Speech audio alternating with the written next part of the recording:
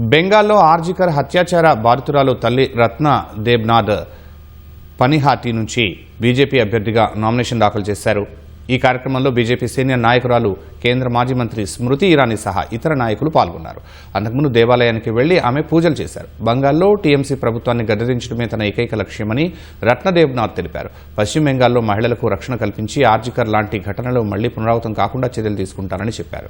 BJP అధికారంలోకి వచ్చాక ఆర్జికర్ హత్యాచార ఘటన వెనుక ఉన్న నిందితులను కనిపెట్టి శిక్షిస్తామని రత్నదేవ్నాథ్ అన్నారు.